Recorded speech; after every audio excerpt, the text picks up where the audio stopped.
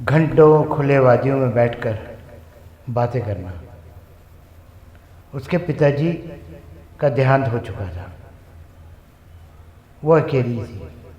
माँ जॉब पर चली जाती और उसके बाद उसका कॉलेज पे जाना, वापस आना और उसके बाद घंटों मेरे साथ बैठकर बातें करना। उसकी सांसें मेरे करीब नहीं थी। कभी उसको चूमा नहीं था मैंने। कभी वह एहसास होते हुए भी कभी इतना कहने की नौबत ही नहीं आई। और फिर भी मेरे आत्मा के करीब, मेरे जिस्म से हटकर वो और करीब आती जा रही थी। मैंने कभी उसके जुल्फ़ों को नहीं छुआ था। मैंने कभी उसके गालों पे अपने हाथ नहीं लगाए थे। ज़रूरत ही क्या थी? कहती थी हमेशा दूर रहा करो। हाँ, और फिर आकर मेरे बाजू को पकड़कर मेरे करीब हो जाती। अरे वाह, अजब किस्म की हो तुम, मुझे छू सकती हो लेकिन मैं ओके ओके ठीक है, नारी धर्म। इतनी सारी मोहब्बत के अफसाने हम लोगों ने सुनाए, लेकिन हमेशा एक चालाक साजिशकार की तरह। मोहब्बत है इजहार नहीं करना। क्या मोहब्बत इस तरीके का होता है कि आदमी इजहार कर दे? नहीं, महसूस करो। ऐसे फ़लसफ़ा वो कहती तो नहीं थी, लेकिन उसकी हर हरकत और फिर और करीब आकर फ़ोटो खींचना, लेकिन अलग अलग। उसके सांसों को मैं इस कदर महसूस करता था, उसके दिल और दिमाग पर मैं इस कदर छाया हुआ था। या तो यूँ कहो कि हमारी आत्माएं एक दूसरे की बहुत करीब हो चुकी थी। ये वादियाँ छोटी पड़ चुकी थी। कभी खेतों में, कभी फूलों के बड़े बड़े बागात में। हम दोनों साथ नहीं चल रहे हैं, वो मेरे कंधे पे बैठी है, ऑलवेज, हमेशा अपनी चलाती। अरे भाई, छोटी सी बात है, सुना था, मुख्तसर सी बात है, कह दो, कह डालो। यही सुनते आए थे सदियों से, हमको तुमसे प्यार है। लेकिन उतनी इजाज़त उसने कभी नहीं दी और उस बारीकी के साथ मैं चलता रहा। और एक दिन अचानक, जब सारा समाज जान चुका था कि हम दोनों एक दूसरे के बिना कुछ पल भी नहीं रह सकते, रहती थी वो अपने घर में, लेकिन बाकायदा इतना जोर मुझ पर जमाती थी, यू हैव टू कम, आना होगा तुमको। अरे सिली, क्या करना है वहाँ पे? नहीं करना है, कुछ भी नहीं करना है। भाई हमारी भी आज़ादी थी, जवानी थी। मैं हमेशा उसके साथ उसके हुक्म पर चलता रहा। वो लड़की जिसे कभी मेकअप नहीं किया था, एक दिन अचानक मुझे मेकअप में दिखी। क्या हुआ?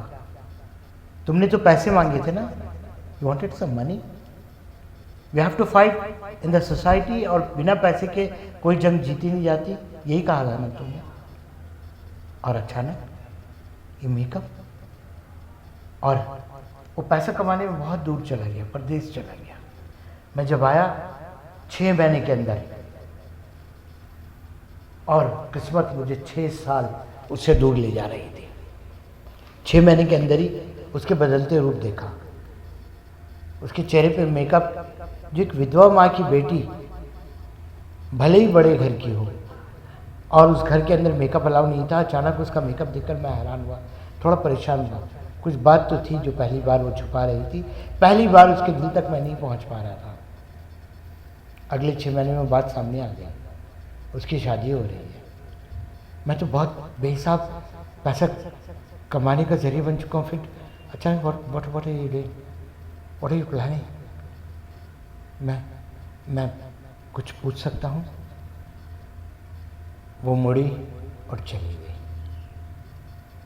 मेरी खुददारी ने मेरे पैरों में बेड़ियाँ लगा दी थी। मैं चाहते हुए भी एक कदम आगे नहीं बढ़ सका। मैं सोच में पड़ गया, या खुदा क्या हुआ? खुदा तो है, लेकिन अचानक ये दुनिया कैसे ख़त्म हो गई। और जब आवाज़ आई कि नहीं दुनिया कायम है, तो मैंने कहा एक वजह तो वो बता देती कि मुझसे अलग क्यों हुई। मैं वापस परदेश की फ़्लाइट पकड़कर चला तो गया, लेकिन वो 5 साल तड़पता रहा। उसने मुझे बताया क्यों नहीं, क्या हुआ। मैं इतना पैसा, बड़े प्यार से पूछा था उसने, she did ask me how much are you earning, और मैंने कहा था नहीं, एक औरत की सीक्रेट होती है, उसकी खूबसूरती होती है उसका पर्दा, एक मर्द का जेब उसका पर्दा होता है। I will not tell.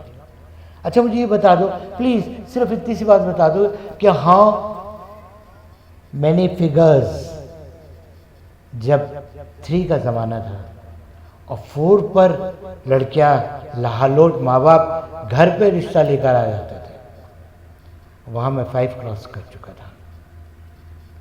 5 digits. मैंने उसको एक कम करके बताया 4।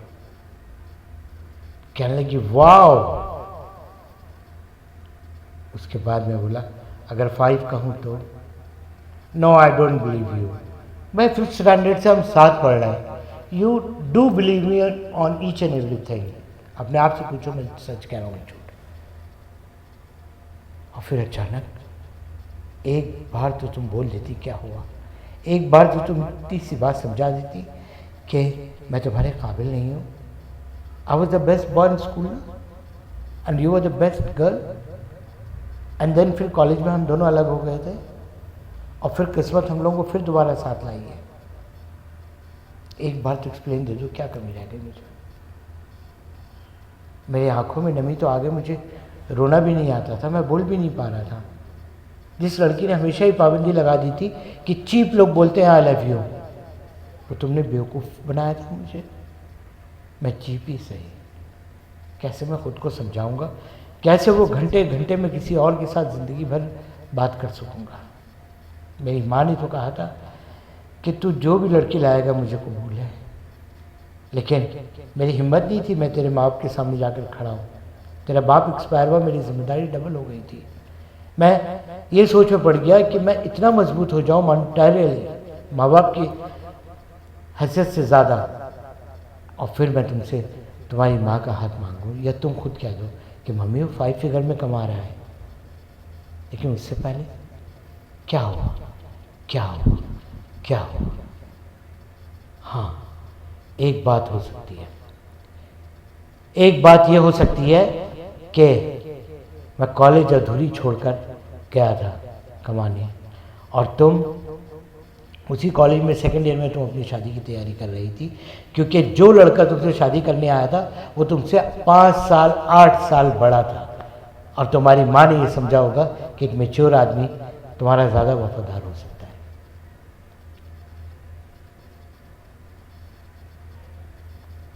मेरी मौत का कारण तुम नहीं हो, मेरी मौत का कारण मैं खुद हूँ। मेरी मौत का कारण मैं घुटन है, मेरी मौत का कारण मेरे सारे अपने हैं। मैं एक नोट लिखकर नहीं जाऊँगा, मैं किसी पर इल्ज़ाम लगाकर नहीं जाऊँगा, मैं खामोशी से चले जाऊँगा। अर्जुन साहब सुन रहे हैं आप? हाँ मैं सुन तो रहा हूँ। बोलो क्या हुआ? उसके बाद अर्जुन साहब मैं किसी पर इल्ज़ाम लगाकर मरने नहीं जा रहा था, और वो भी आपने नाकाम कर दिया। पीछे पीछे आए, लेकिन अर्जुन ने अपनी ज़िंदगी में जो कुछ भी किया है ना, सोच समझ कर किया है। वीर तुम एक बात बताओ कि लड़की ने धोखा दिया, या मान लो तुम्हारी माँ ने धोखा दिया। हाँ कुछ ऐसी ही बात थी। मेरी माँ कभी मेरी नहीं हो सकी, उसके और भी बच्चे थे जो कमज़ोर थे, और मैं तड़पता था कि माँ एक बार मेरा भी तो मौका है, मामा लव यू। वो कहती थी, प्यार करती थी मुझसे, तड़पती भी थी, लेकिन हमेशा जो कमज़ोर बच्चे थे उनको गोद उठा लेती थी। अब मैं हमेशा खेल कूद में अपने आप को खुशहाल बनाकर रखता था। I did never shed a single tear in front of her. मैं कभी एक आंसू उसके सामने बहा नहीं पाया। बाप ने धोखा दिया, क्या तुमको बाप ने भी धोखा दिया?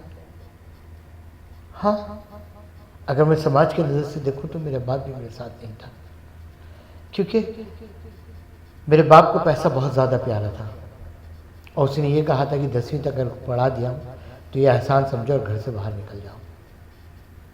फिर मेरे बहन भाई, मैं ये कहूँ कि वो कमज़ोरी का नाटक कर कर हमेशा हमदर्दी हासिल करते रहे, दूसरों के पैसे को इस्तेमाल करते रहे, और जब मैं बेहिसाब कमा रहा था तो उस वक्त कुछ ने अपनी मोहताजी, अपनी गरीबी माँ के आगे रखकर मेरे बैंक की चाबी अपने हाथ में रखी थी।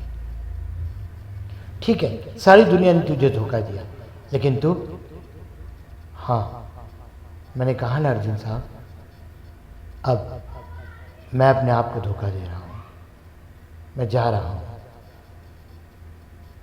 वीर, मैंने कसम खाई है कि मैं तुझे रोकूंगा नहीं। तो याद है उस दिन जब तू पहाड़ पर इतनी ऊंचाई पर गया तो मेरे दिमाग में एक बात थी, मेरे दिमाग में सिर्फ इतनी सी बात थी कि मैं तुझे रोकूं, सीने से लगाऊं और तेरे साथ बैठकर 2 आंसू बहा लूं। तुझ में एक कुआं था आंसुओं का, वो दिख रहा था। दौड़ कर जाना इतनी ऊंची पहाड़ी पर, तू नहीं दौड़ पाता, तू थकने लगा था और जिंदगी तुझे थका चुकी थी, हार चुकी थी, दिख रहा था तेरे चेहरे पर, लेकिन मैंने तुझे रोका नहीं जब तू ऊंचाई पे छोड़ गया। क्यों? मैं अब सोचता हूँ और बड़े हैरानी से सोचता हूँ, अर्जुन भाई, जब मैं ऊंचाई पर चढ़ा आपने मुझे रोका क्यों नहीं? सिर्फ इसलिए कि अगर तू मरने वाला है तो खुदा तुझे बचाए। मैंने खुदा से दुआ किया था, खुदा इसको बचा ले, खुदा इसको बचा ले, खुदा इसको बचा ले। और मैं रुक गया था। मैंने कहा अगर मैं दौड़ता हूँ तेरी तरफ तो कहीं आगे ना दौड़ जाए और उस जल्दबाजी में तो कहीं कूद ना जाए।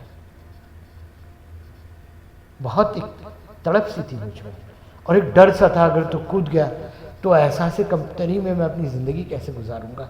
मेरे दिमाग में एक खून का बोझ चढ़ जाएगा। जानता है, लाखों लोगों को मैंने सहारा दिया, मदद दिया, हज़ारों को, और एक मौत का जिम्मेदार मैं बन जाऊं, इसलिए मैं रुक गया था। खुदा, नो नॉट एनीमोर। कभी महसूस किया उस दर्द को?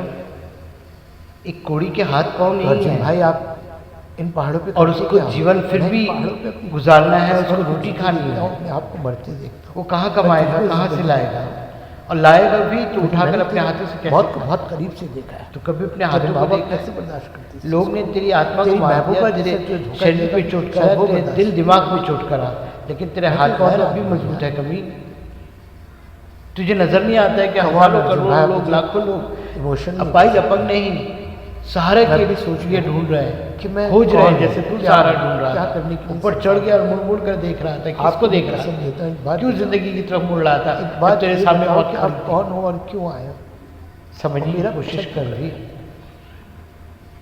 मैंने बहुत सारे जख्म उठाए, मैं अपनी जिंदगी में तुझसे ज्यादा कहीं तकलीफ से गुजरा हूँ। मुझे डरा कर कहीं मुझसे, और उसके बाद मैंने अपनी जिंदगी लोगों के नाम कर दिया, और इनके नाम करने के बाद जिन लोगों ने, जिनकी वजह से मैं अपनी ज़िंदगी ख़त्म कर रहा था, वो लोग आज मेरे करीब आ रहे हैं, वापस लौट कर आ, क्योंकि मैं खुद एक लौट कर आ, अगर वो तेरी गलती थी कि तूने ऐसे लड़की से प्यार किया जिस पहाड़ी तुझे धोखा दे गई, ऊपर तक चढ़ा, तो कोई बात नहीं, हो सकता है कि आने वाले वक्त में अगर वो कमजोर पड़ गई और वो तुझ तक लौट कर आई तो, और उसके बाद फिर सोच तेरा कि तू उसको सहारा देगा या ठुकराएगा।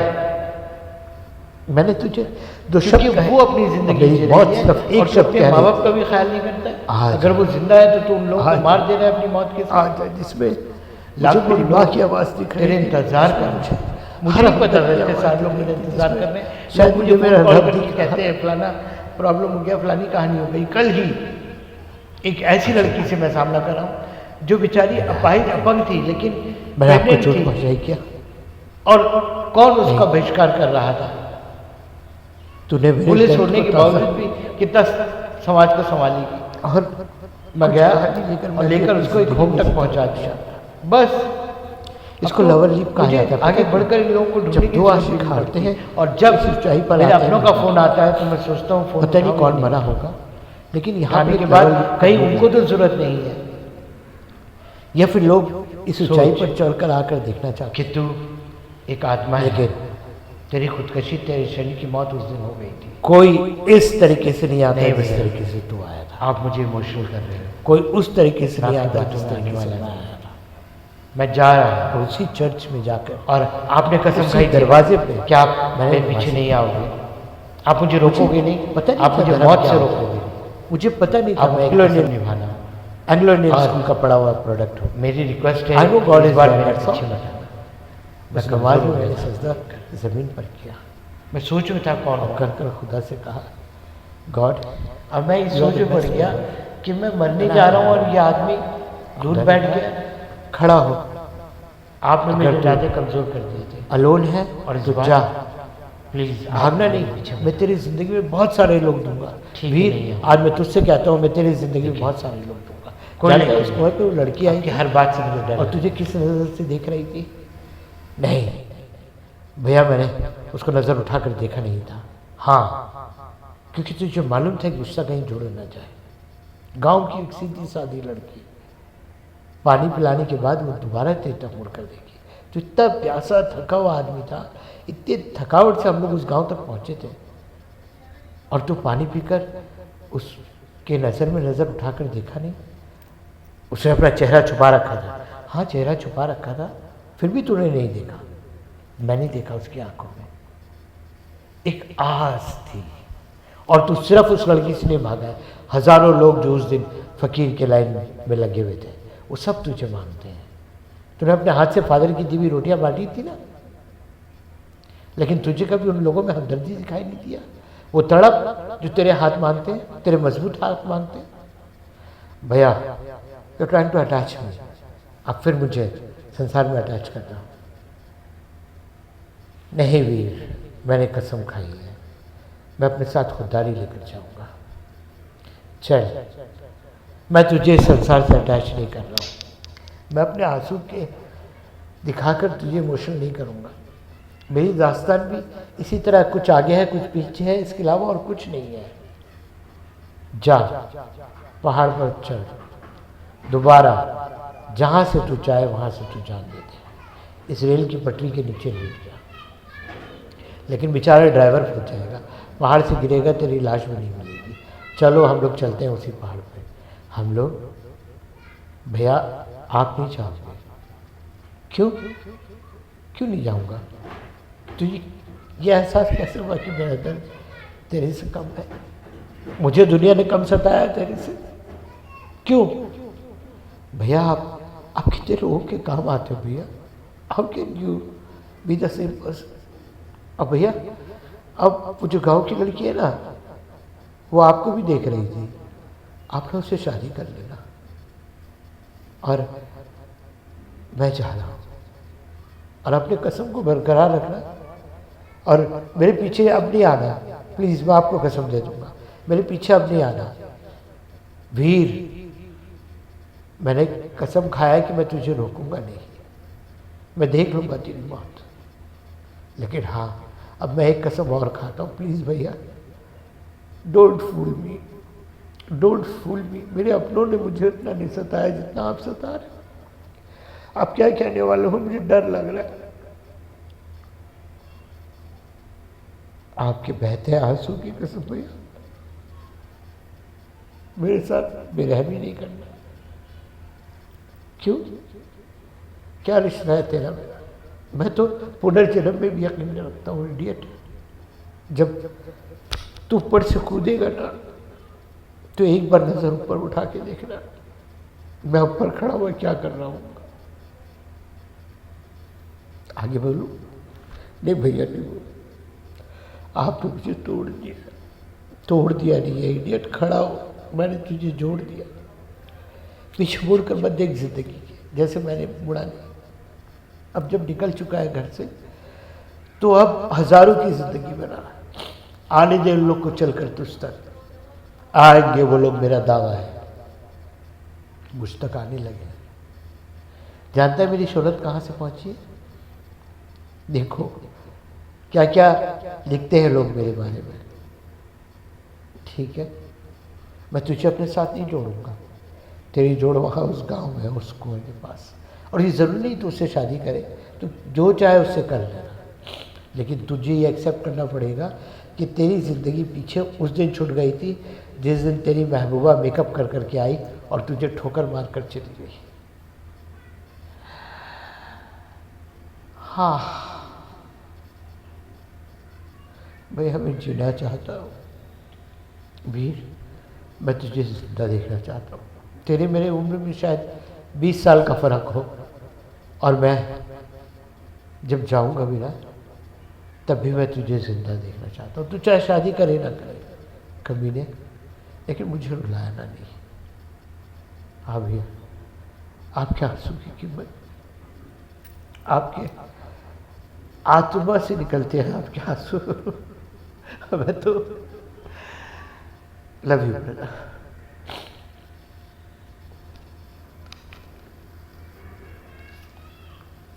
जिंदगी एक पहे